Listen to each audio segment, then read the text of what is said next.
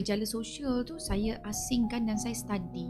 Mm-mm. Saya tengok satu persatu sebab saya tak nak anak saya terlibat sama. Jadi saya pun tengok apa yang menjadi penyebab. Rupa-rupanya ada dua. Okay. Satu, mereka ini walaupun keluarga Islam, walaupun sekolah agama, Okay. walaupun berpendidikan agama, walaupun kita ada suasana, kalau di universiti lah kan, suasana agama, mereka tak solat. Okay. Mereka akan sengaja meninggalkan solat.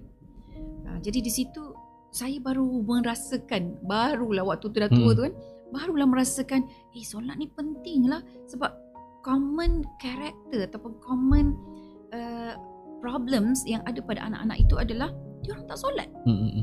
Jadi bila terlibat jadi sosial, bila kita cek memang tak solat lah budak ni. Kan? Itu yang ada masalah sosial lah. Dia ada masalah sosial. Dia tak, kalau yang solat tu ada masalah tu ada juga tapi sikit. Sangat sikit. Okay.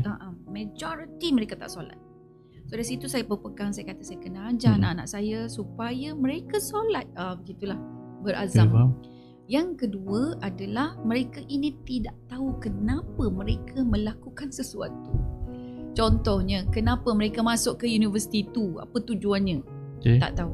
Okey, atau mereka mengambil kursus yang dia dapat tu, dia tak tahu dan dia tak redha dengan kursus tu. Dia tak redha, tak rela masuk ke universiti tu. Dia tak rela ambil subjek tu. So bila tak rela, dia akan kata boring. So perkataan boring itu yang sangat biasa saya dengar. Jadi saya kata, kenapa awak buat perangai macam ni? Saya katakan, boring lah madam kat sini. Dulu dia panggil madam. Boring lah madam.